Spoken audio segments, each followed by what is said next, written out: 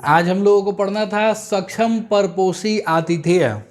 और सक्षम परपोषी आतिथेय में जो है हम लोगों को क्या कौन कौन सी बातें याद रखनी है वो देखना है जरा। हाँ, यहाँ से बहुत सारे इंपॉर्टेंट क्वेश्चन है जो पूछे जाते हैं, ठीक है ना।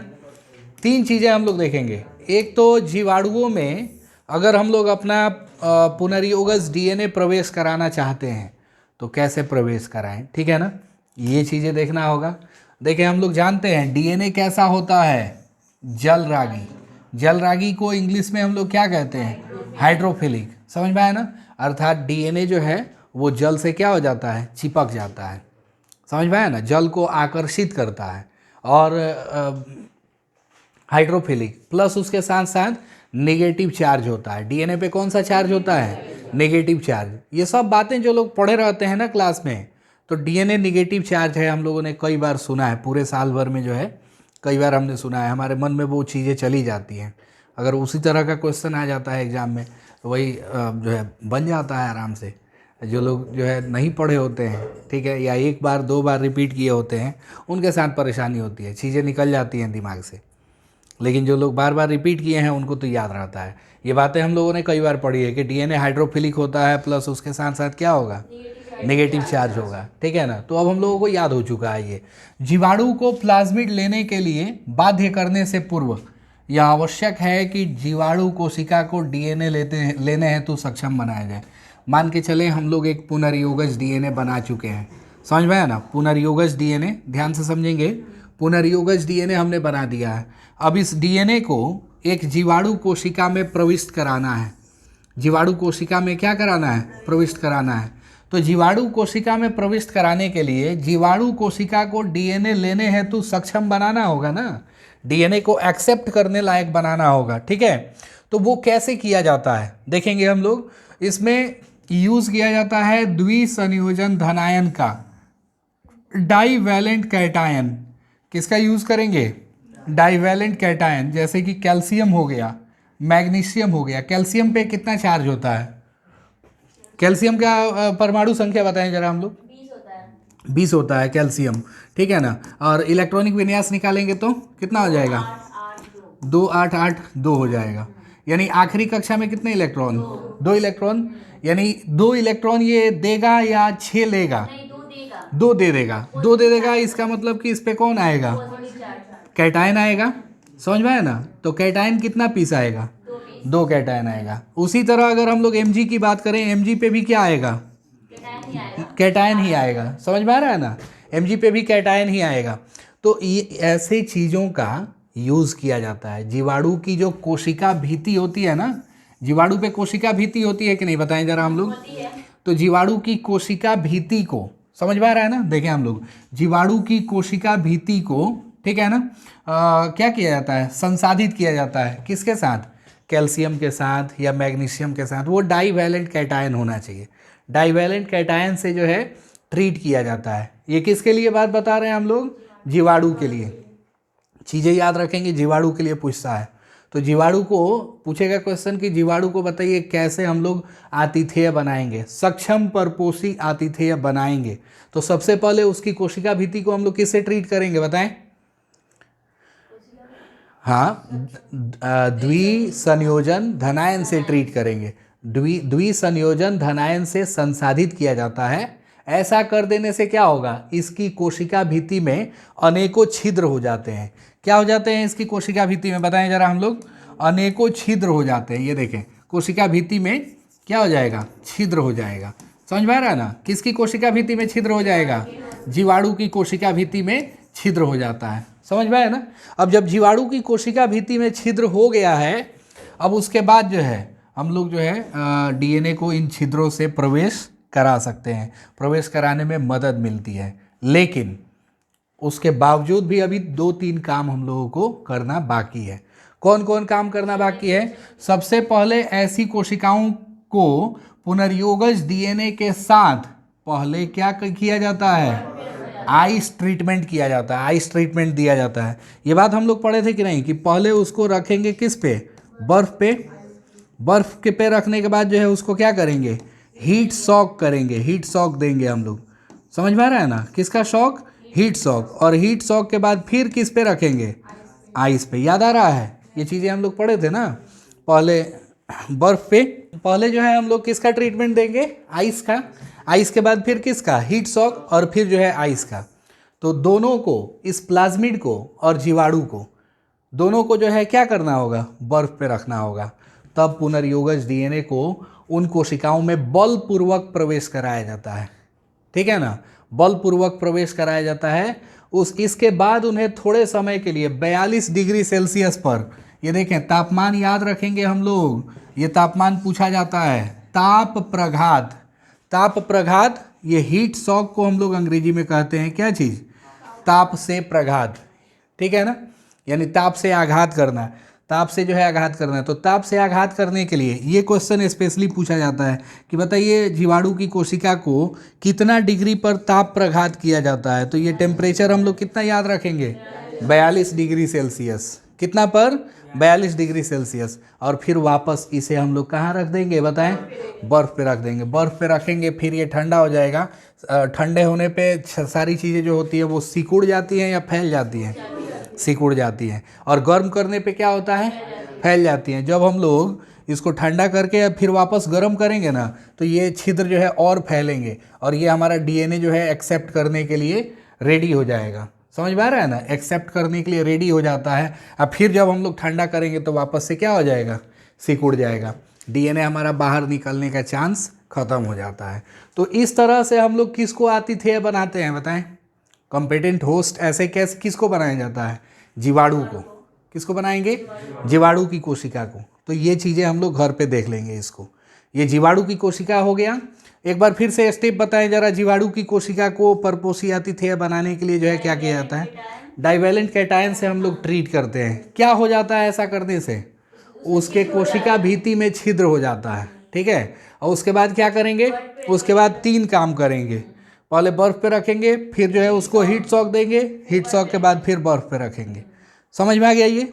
अगला देखें हम लोग, अगर यही काम करना होगा हम लोगों को किस में? जंतु कोशिका में। किस में करना होगा बताएं?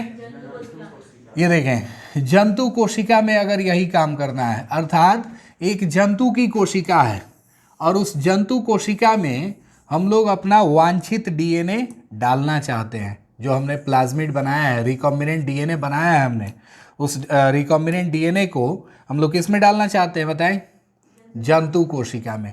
अब इस वाले डीएनए को हम लोग जंतु कोशिका में डालना चाहते हैं। जीवाणु कोशिका में कैसे डाला जाता है ये हमने देख लिया।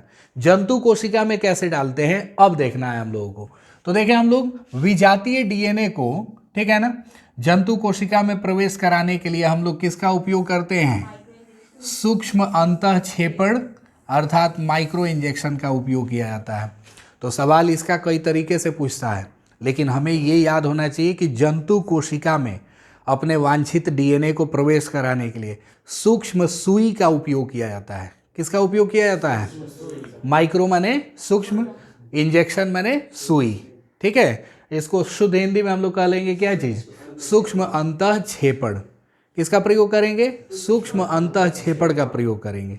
समझ में आ गया ना? जंतु कोशिका में किससे भेजेंगे हम लोग अपने वांछित डीएनए को?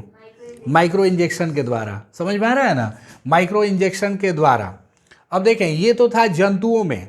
अब अगला हम लोग पढ़ेंगे किन के लिए बताएं जरा? पौधों के लिए। इन्हीं तीनों को ना हम लोग बनाते हैं रिकॉम्बिनेंट।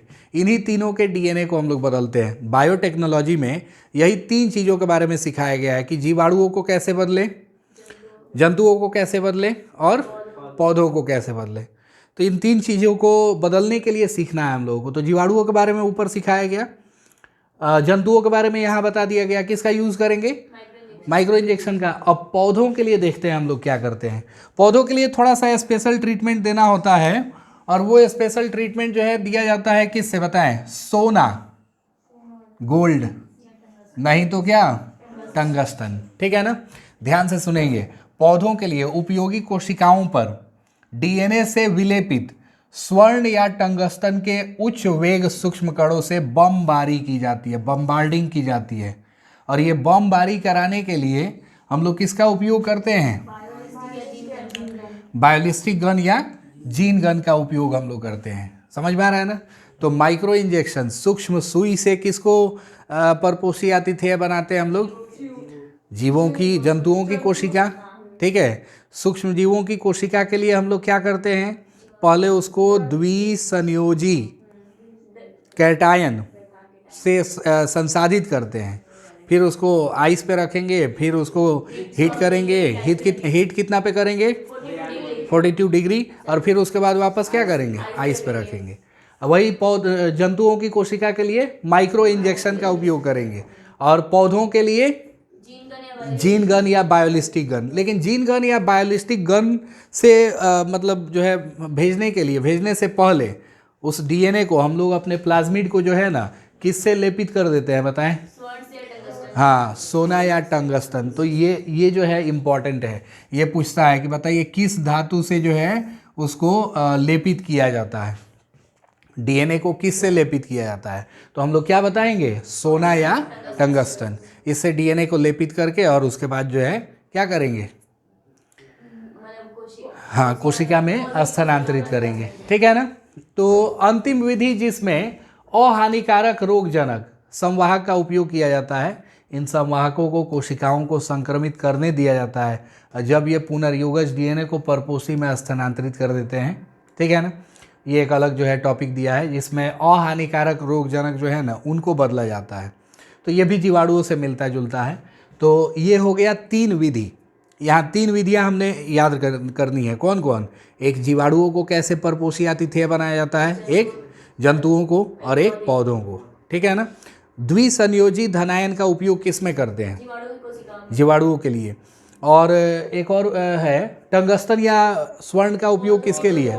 पौधों के लिए, ठीक है ना। और माइक्रो इंजेक्शन का उपयोग जंतुओं के लिए। एकदम सिंपल सी बात है। तो ये टॉपिक जो है बहुत इजी है, लेकिन क्वेश्चन आता है इससे, और अलग अलग तरीके से पूछेगा। जितनी चीज़ें बताए हैं उतना बस हम लोगों को याद रखना है, ठीक है। अब देखें इसके बाद जो है अगला टॉपिक क्या है बताएं? पुनर्योगज डीएनए प्रौद्योगिकी के प्रक्रम। इस चैप्टर में हम लोगों को टॉपिक जो है टोटल कितना दिया हुआ है एक बार देखते हैं ज़रा। चैप्टर में टॉपिक जो है वो दे दिया है 11.3। ये लास्ट टॉपिक हम लोग पढ़ने जा रहे हैं, समझ में आ रहा है ना। इसके बाद ये भी चैप्टर कंप्लीट हो जाएगा। बहुत जल्दी हम लोग जो है अगला चैप्टर स्टार्ट कर लेंगे, और समय से पहले जो है इसको पूरा कर लेना है ताकि 3 मॉडल सेट जो टेस्ट होने हैं वो मॉडल सेट का टेस्ट हो जाए। समझ में आया ना। मॉडल सेट का टेस्ट देना बहुत ज़रूरी है, और एक मॉडल सेट का टेस्ट जो है वो मे बी लास्ट में ही होगा। उसमें प्रिंटेड ऑब्जेक्टिव और सब्जेक्टिव जो है ये सब मिलेगा हम लोगों को, और उसके बाद जो है हम लोग फेयरवेल का आयोजन करेंगे, ठीक है।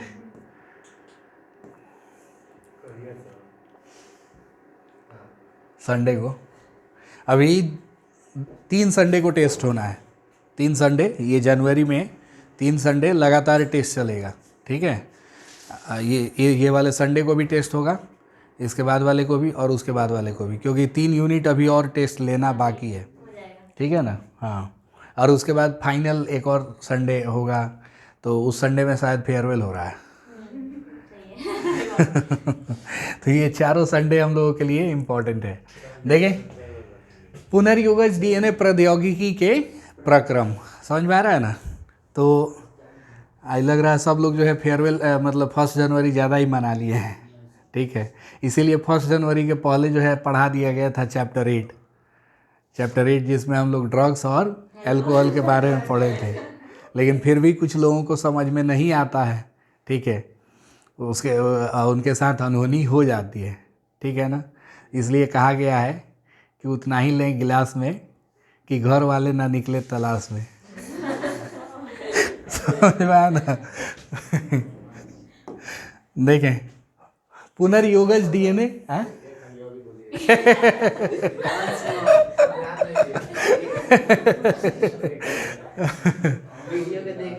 वीडियो में देख लेना। पुनर्योगज डीएनए प्रौद्योगिकी टेक्नोलॉजी चरण विशिष्ट अनुक्रम में सम्मिलित है, जैसे डीएनए का विलगन। देखिए, सबसे पहले जो है ये पुनर्योगज डीएनए बनाने के लिए हमको करना क्या होता है? तो डीएनए को निकालना होता है। डीएनए को निकालना है, कौन सा डीएनए हम लोग अपने वांछित अपने जीव में जो है डालना चाहते हैं।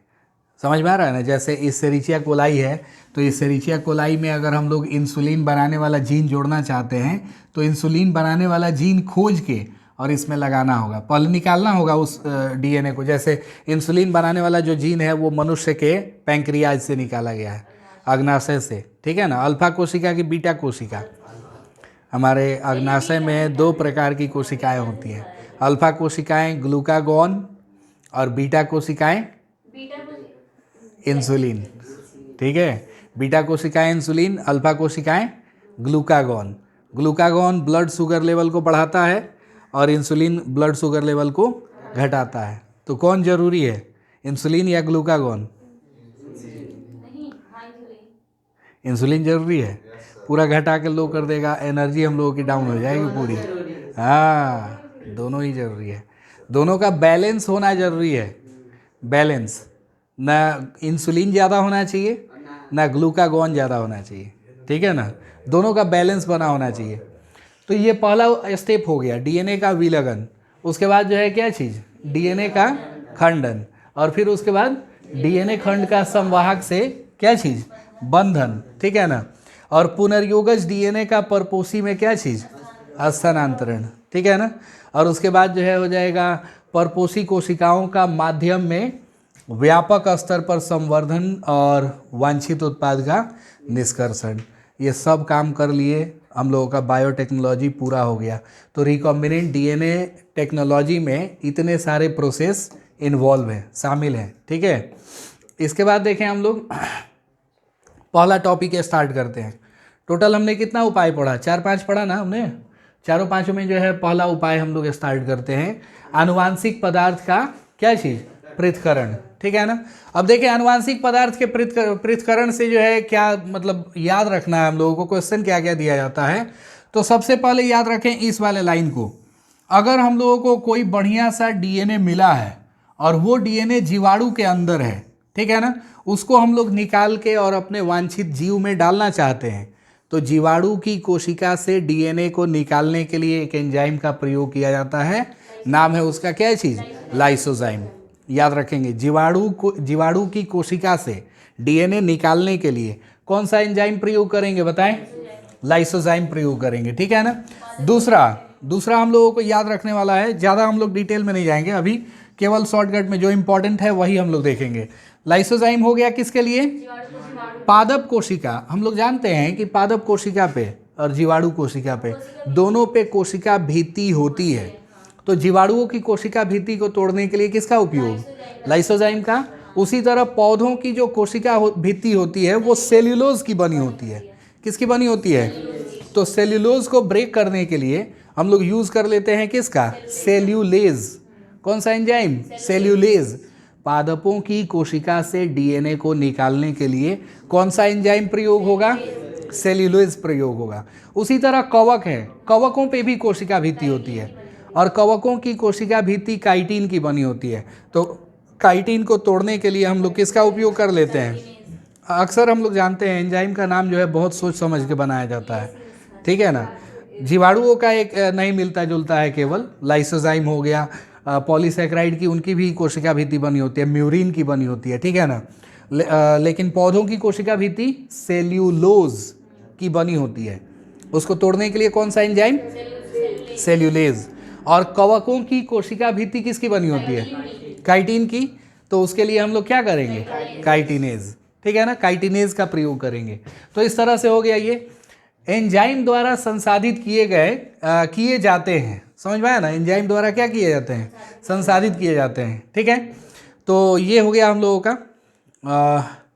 इसके बाद एक और चीज़ याद रखना है, देखें जीन या डीएनए के लंबे अणुओं पर स्थित होते हैं। जीन डीएनए पर ही स्थित होता है, डीएनए के लंबे लंबे अणुओं पर कौन उपस्थित होते हैं, जीन, जो कि प्रोटीनों के साथ मिले होते हैं, प्रोटीनों के साथ मिले होते हैं।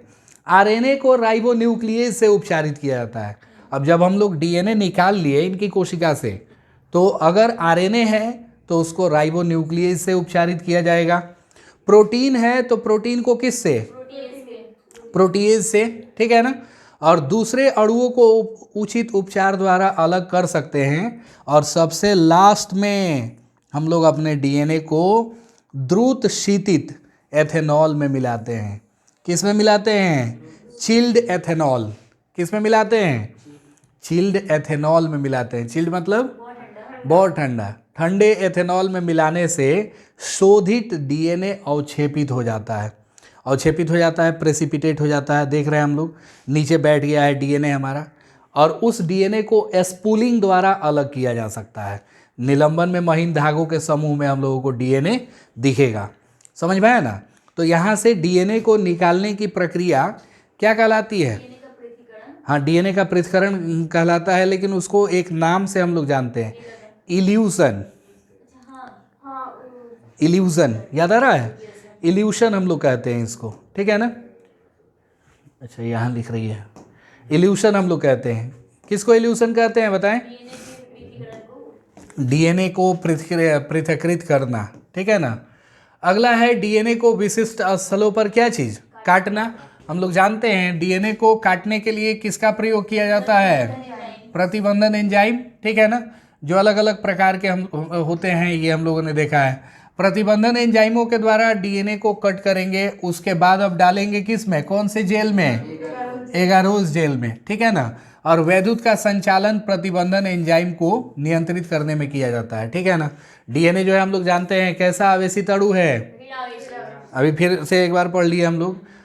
तो इस कारण से ये किधर आकर्षित होता है बताएं? ये क्वेश्चन मॉडल पेपर में था कि डीएनए जो है वो किधर जाता है, ठीक है ना? ये जेल से ट्रीट करने के बाद किधर गति करता है? तो हम लोग जानते हैं रीढ़ आवेश है, किधर जाएगा? डीएनए के जुड़ने में कई प्रक्रम शामिल हैं, ठीक है ना? और उसके बाद जो है बताया जा रहा है ना कि स्रोत डीएनए से कटा हुआ डीएनए उपयोगी जीन तथा उसकी खाली जगह के साथ संवाहक में अब क्या करेंगे हम लोग? लाइगेज द्वारा जोड़ देते हैं। जो अपना डीएनए है, वांछित डीएनए, उसको लाइगेज द्वारा जोड़ देंगे, ठीक है ना? अब उसके बाद आता है हम लोगों का पीसीआर, बहुत बहुत इंपॉर्टेंट टॉपिक, ठीक है ना? पीसीआर जो है इस चैप्टर का सबसे इंपॉर्टेंट टॉपिक है। पीसीआर का सबसे पहले तो फुल फॉर्म याद रखना है हम लोगों को। पीसीआर का फुल फॉर्म क्या हो जाता है? पॉलीमरेज चेन रिएक्शन, ठीक है ना? पॉलीमरेज श्रृंखला अभिक्रिया, पॉलीमरेज चेन रिएक्शन, पीसीआर, ठीक है ना? तो पीसीआर में किया क्या जाता है बताएं पहले? पीसीआर है कैसी तकनीक? ये पीसीआर नाम तो हमने बहुत सुना है। पीसीआर कैसी तकनीक है, पहले इसको अपनी भाषा में हम लोग जाने। देखें, एक हमारे पास डीएनए है, खास तौर पे इसका उपयोग डीएनए फिंगर प्रिंटिंग में तो जरूर ही किया जाएगा। किस में किया जाएगा? डीएनए फिंगर प्रिंटिंग में। हमारे पास किसी मतलब सैंपल का एक डीएनए मिला हुआ है, समझ में आया ना? एक डीएनए मिल गया है। एक बार डीएनए की संरचना बनाने के लिए आ गया क्वेश्चन। बच्चों से मात्र इतना नहीं बन पा रहा था, हम लोग बना पाएंगे क्या? डीएनए की संरचना जाहिर है जो नहीं पढ़े होंगे उन बेचारों से कहाँ से बनेगा? नामकरण कुछ भी कर देंगे हम लोग यहाँ पे। ए लिख देंगे, टी लिख देंगे, जी लिख देंगे, सी लिख देंगे, सी ए टी, कुछ भी लिख देंगे, कुछ भी, एनीथिंग। और उसके बाद उसका कॉम्प्लीमेंट हम लोग जानते हैं वो गलत नहीं होना चाहिए। इधर तो कुछ भी लिख सकते हैं, चलेगा एक लाइन में, ठीक है, लेकिन इसके कॉम्प्लीमेंट में ए के साथ कौन जुड़ता है? टी, तो वो गलत नहीं होना चाहिए। टी के साथ कौन जुड़ता है? ये गलत नहीं होना चाहिए। समझ में आ रहा है ना? वो क्रम हमारा सही होना चाहिए। प्लस उसके बाद दिशा मायने रखता है। ये 5th प्राइम से लेके और 3rd प्राइम लिख देंगे, और 3rd प्राइम से लेके 5th प्राइम लिख देंगे। तो इतना काम कर दिए, डीएनए का स्ट्रक्चर बन गया। 5 नंबर आराम से मिल जाएगा हम लोगों को। हाँ, समझ में आया ना? थोड़ा और बड़ा बना देंगे हम लोग। हाँ, थोड़ा लिख भी देंगे, संक्षेप में लिख देंगे, वर्णन कर देंगे। तो मान के चलें कि डीएनए फिंगर प्रिंटिंग करना है, कहीं क्राइम हुआ और क्राइम होने के बाद जो है हम लोग चाहते हैं वहाँ डीएनए फिंगर प्रिंटिंग करना, मतलब क्रिमिनल का पता लगाना चाहते हैं, ठीक है? तो क्रिमिनल का पता लगाने के लिए हम लोग क्राइम सीन पे जाएंगे, वहाँ से डीएनए कलेक्ट करेंगे, उसका सैंपल कलेक्ट करेंगे। डीएनए फिंगर प्रिंटिंग में ऑलरेडी ये बातें हमने पढ़ी है, ठीक है? तो सैंपल कलेक्ट करेंगे, वहाँ से सपोज दैट कि 1-2 डीएनए मिल गया हम लोगों को। तो 1-2 डीएनए मिल गया, उसको हम लोग लेके जा रहे हैं मतलब लैब में लेके जा रहे हैं, और उससे जो है पता लगाने की कोशिश कर रहे हैं कि आखिर क्रिमिनल है कौन। तो अगर जो सैंपल मिला है उससे हम लोग काम करना शुरू कर दिए और काम करते करते वो सैंपल हमारा ख़राब हो गया, लॉस हो गया, तब उसके बाद फिर दोबारा से सैंपल कहाँ से लेके आएंगे? नहीं लेके आएंगे, तो नहीं मिल सकता है, मिलेगा ही नहीं। 2 दिन तक 3 दिन तक थोड़ी ना सैंपल रहता है क्राइम सीन पे, वो विलुप्त हो जाएगा। तो उस सिचुएशन में हम लोग एक प्रिकॉशन लेते हैं। क्या करते हैं? एक प्रिकॉशन लिया जाता है। प्रिकॉशन क्या है कि जो सैंपल डीएनए मिलेगा ना, उसका हम लोग पीसीआर करते हैं। क्या करते हैं? पीसीआर। और इस पीसीआर से हम लोगों को क्या मिल जाएगा बताएं ज़रा? हाँ, पीसीआर से इस वाले डीएनए की बहुत सारी कॉपीज़ मिल जाएंगी। समझ में आया ना? जितना कॉपी हम लोग चाहते हैं उतना कॉपी हम लोग प्राप्त कर सकते हैं। 2 चाहते हैं तो 2 प्राप्त होगा, 3 नहीं, 4, 8, 16, 32, 64, ठीक है ना, 128, 256, 512 ऐसे करके जो है ये प्राप्त होते जाएगा। तो इसका एक फार्मूला बनाया गया है। फार्मूला जो है ज़रा देखेंगे, ये ऐसे दिया नहीं है कहीं, लेकिन हम लोग जो है इसको समझ लेते हैं। एन एफ का मतलब क्या हो गया? Number of final DNA. Number of क्या चीज़? Final DNA. समझ में आया ना? और ये इक्वल हो जाता है एन आई। एन आई मतलब, उसको चुप करा देना है। एन आई मतलब जो है हो जाएगा क्या चीज़? नंबर ऑफ इनिशियल डीएनए, और इनटू हो जाएगा 2 टू द पावर क्या चीज़? एन। 2 टू द पावर कितना हो जाएगा? एन हो जाएगा।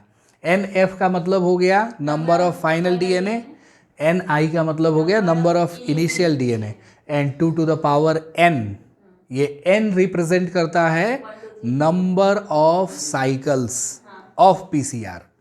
पीसीआर के हमने कितने साइकिल चलाए हैं, ठीक है ना?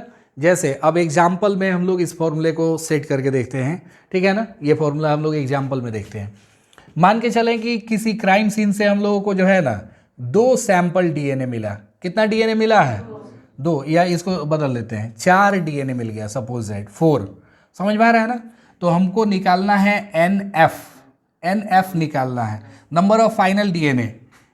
अगर हमने पीसीआर के पूरे 5 साइकिल चलाए हैं, पीसीआर के पूरे कितने साइकिल चलाए हैं? 5 साइकिल चलाए हैं, और इनिशियल डीएनए कितना है? 4 है। तो बताएं जरा फॉर्मूला में कैसे इसको सेट करेंगे? एन आई के जगह पे क्या लिखेंगे? 4 लिख दिए, ठीक है। और 2 के लिए तो 2, बट एन के लिए क्या होगा? 5 हो जाएगा, क्योंकि पीसीआर का हमने कितना साइकिल चलाया? 5। अब बताएं जरा कितना हो जाएगा? 4 और इंटू कितना? 2 to the power 5। 2 to the power 5 means 32। समझ में आया ना? 32 हो गया। तो अब जरा बताएं, हम लोग मल्टीप्लाई करेंगे, कितना हो जाएगा? 4 2 जा 8 और 4 3 जा 12, यानी टोटल कितना डीएनए मिल जाएगा हम लोगों को? 128। 128 डीएनए जो है हम लोगों को मिल जाएगा। समझ में आ रहा है ना? 128 डीएनए। कितने डीएनए से मिला बताएं? 4 डीएनए से। तो यही है हमारा पीसीआर। क्या है ये? पीसीआर। समझ में आ गया? पीसीआर से हम लोग क्या कर सकते हैं? एक डीएनए का एम्प्लीफिकेशन किया जाता है, आवर्धन किया जाता है। आवर्धित करने के लिए, डीएनए को आवर्धित करने के लिए हम लोग किसका यूज़ करते हैं? पीसीआर तकनीक का। समझ में आ रहा है ना? अपने डीएनए की संख्या बढ़ानी है, तो संख्या बढ़ाने के लिए हम लोग किसका उपयोग करेंगे? पीसीआर का उपयोग करेंगे। समझ में आ रहा है ना? तो ये हो गया हम लोगों का पीसीआर का एक इम्पॉर्टेंट जो है मतलब डेफिनीशन, एक तरह से हम लोग कहें इसको, डेफिनेशन हो गया कि अपने डीएनए को जो है आवर्धित करने के लिए, उसकी संख्या बढ़ाने के लिए हम लोग कौन सी तकनीक का इस्तेमाल करते हैं? पीसीआर का इस्तेमाल करते हैं, ठीक है ना? इसके बाद चले देखते हैं हम लोग अगला टॉपिक। पीसीआर में पीसीआर जो है वो कितने चरणों में किया जाता है? ये जितनी बातें लिखी हुई है ना, इसको यहाँ हम लोग समझते हैं। यहाँ देखें, यहाँ हम लोग समझते हैं, इस वाले फिगर में देखा जाएगा, ठीक है। तो पीसीआर जो है वो कितने चरणों में होता है? क्वेश्चन पूछा जाएगा, बताइए पीसीआर कितने चरण में होता है? तो सबसे पहले होता है निष्क्रियण, ठीक है ना? क्या कहते हैं इसको हम लोग? हाँ, डी से है, बताएं।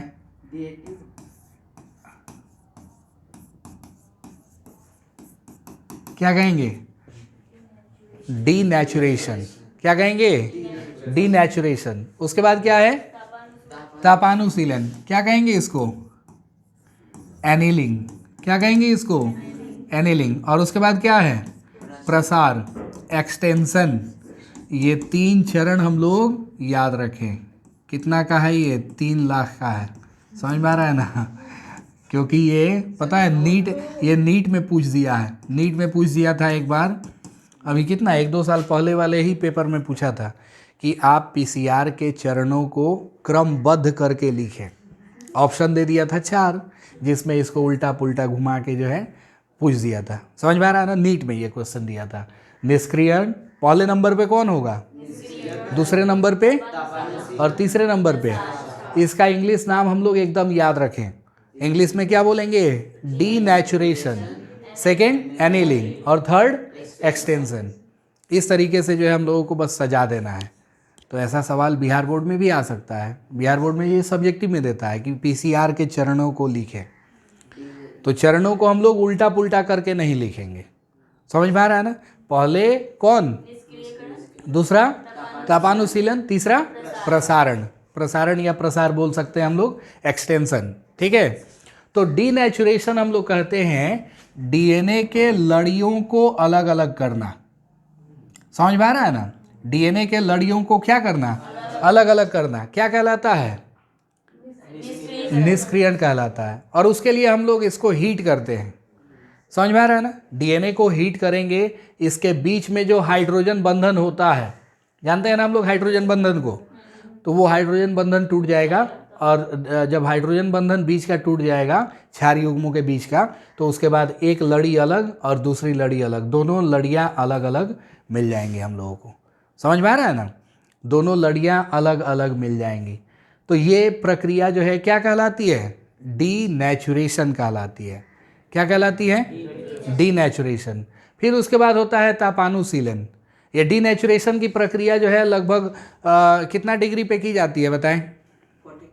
नहीं, 42 नहीं हो। डीनेचुरेशन 90 डिग्री के आसपास। ठीक है ना? 90 डिग्री, 90 से 92 डिग्री सेल्सियस पे डीनेचुरेशन किया जाता है। टेम्परेचर भी हम लोग याद रखेंगे। कितना होता है? 90 से 92 डिग्री सेल्सियस। समझ में आया ना? और फिर उसके बाद जो है ये एनीलिंग, तापानुशीलन। तापानुशीलन कितना पे किया जाता है? ये 42 टू 55 डिग्री सेल्सियस होता है। 42 टू 55 डिग्री सेल्सियस। और फिर ये हो गया एक्सटेंशन। एक्सटेंशन जो है वो लगभग जो है 60 डिग्री सेल्सियस पे किया जाता है। तो इसमें देख रहे हैं हाई टेम्परेचर की ज़रूरत होती है। तो यहाँ पे एक एंजाइम जो है ना वो नहीं काम कर पाता है। डीएनए पॉलीमरेज हम लोग जानते हैं। डीएनए पॉलीमरेज जो न्यूक्लियोटाइड्स को जोड़ने का काम करता है, वो एंजाइम नहीं काम कर पाता है। तो इसके बदले हम लोग लेके आते हैं एक एंजाइम, नाम है उसका क्या चीज़? स्टैक पॉलीमरेज के बारे में क्वेश्चन बहुत पूछता है कि स्टैक पॉलीमरेज को किससे निकाला जाता है? Thermos aquaticus. ठीक है ना? थर्मस एक्वेटिकस क्या चीज़? बैक्टीरिया। समझ में आ रहा है ना? थर्मस एक्वेटिकस बैक्टीरिया से निकाला जाता है। अब देखिए जरा इसका नाम क्या लिखा है? शुरुआत का लेटर क्या है? टी। और यहाँ सेकंड लेटर जो है, 2 लेटर क्या है? ए क्यू। इन दोनों को मिला के बना दिया गया टैग। क्या बना दिया गया? तो इसको हम लोग टैग पॉलीमरेज कहते हैं। और टैग पॉलीमरेज जो है एक कैसा एंजाइम है बताएं? ये ताप स्थिर एंजाइम है। कैसा एंजाइम है बताएं? ताप स्थिर। पता है डीएनए पॉलीमरेज जो है वो न्यूक्लियोटाइड्स को इस टेम्परेचर पे नहीं जोड़ पाता है, क्योंकि एंजाइम्स जो है ना वो खुद ही नष्ट हो जाते हैं जहाँ टेम्परेचर 45 से ऊपर हुआ। 45 डिग्री से तापमान अगर ऊपर होता है, एंजाइम खुद ही नष्ट होने लगते हैं। तो इसलिए ये डीएनए पॉलीमरेज खुद ही नष्ट हो जाता है। तो वहाँ पे कोई ऐसा एंजाइम चाहिए जो उस हाई टेम्परेचर पे काम कर सके, और ऐसा एंजाइम हमारे पास है उपलब्ध। उसको किससे प्राप्त किया जाता है बताएं? थर्मस एक्वेटिकस जीवाणु से। इसीलिए इसका नाम रख दिया जाता है क्या चीज़? Tag polymerase. ये भी एंजाइम 5वें सिरे से तीसरे सिरे की ओर काम करता है, डीएनए को जोड़ता है। समझ में आ रहा है ना? जैसे डीएनए पॉलीमरेज करता है वैसे ही ये टैग पॉलीमरेज भी करता है। कितना से किधर जोड़ेगा? और उतना ही रफ्तार में, जो रफ्तार डीएनए पॉलीमरेज की होती है। सेम कंडीशन है। तो ये इस एंजाइम के बारे में एक बात हम लोग जरूर याद रखें कि पीसीआर की तकनीक में कौन सा ताप स्थिर एंजाइम प्रयोग किया जाता है, टैग पॉलीमरेज है, बहुत इंपॉर्टेंट, ठीक है ना। जितनी बातें बता देते हैं उतना हम लोग जो है माइंड में रखें एकदम। ये पीसीआर से इतनी बातें जो है हम लोगों को पूछी जाएंगी। समझ में आ गया पीसीआर तकनीक? चले देखें इसके बाद अगला टॉपिक जो है क्या आ रहा है, पुनर्योगज डीएनए का परपोषी कोशिका में निवेशन, ठीक है ना। परपोषी कोशिका में क्या चीज, निवेशन, ये देखेंगे हम लोग। और फिर इसके बाद जो है क्या दिया है, बाहरी जीन उत्पाद को प्राप्त करना, ठीक है ना। और बाहरी जीन उत्पाद को प्राप्त करना, और उसके बाद जो है लास्ट हम लोगों का लास्ट टॉपिक अनुप्रवाह संसाधन, ये चैप्टर खत्म हो जाएगा। इसके बाद क्या किया जाए, पढ़ लिया जाए या फिर कल पढ़ा जाए? बहुत ख्याल है जी, ठीक है।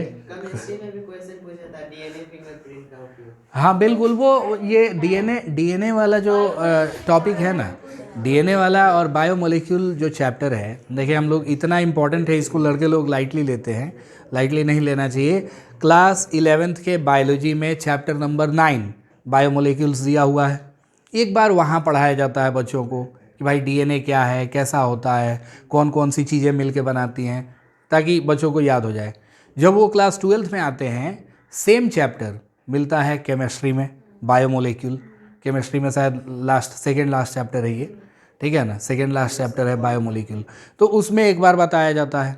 क्लास 12th के बायोलॉजी में चैप्टर नंबर 6 जो है वो पूरा का पूरा डीएनए है। तो ऐसे करके अगर देखा जाए तो 3 बार बताया जाता है बच्चों को, 11th और 12th में इस डीएनए के बारे में 3 बार बताया जाता है। अब वो 3 बार 3 चैप्टर पढ़ाने के लिए टीचर जो है कई बार उसको रिपीट करते हैं, समझ में आया ना। कई बार रिपीटेशन के बाद भी अगर नहीं याद हो पाता है तो इसका मतलब साफ है बच्चे लोग रिवीजन नहीं कर पा रहे हैं, उसका रिवीजन नहीं कर रहे हैं। रिवीजन की ज़रूरत है, ठीक है ना, और उसको समझने की ज़रूरत है। जहाँ डाउट हो रहा है, डाउट क्रिएट हो रहा है, टीचर से पूछेंगे तभी समझ में आएगा, ठीक है। टीचर कितना भी बता दे, हम लोग जब तक उसको घर पे नहीं देखते हैं, नहीं पढ़ते हैं, ठीक है ना, डाउट उसमें हम लोगों का नहीं प्रोड्यूस होता है, तब तक हम लोगों को वो टॉपिक जो है समझ में नहीं आएगा। समझ में आ रहा है ना। तो ये वाला टॉपिक हम लोग कल से देखेंगे।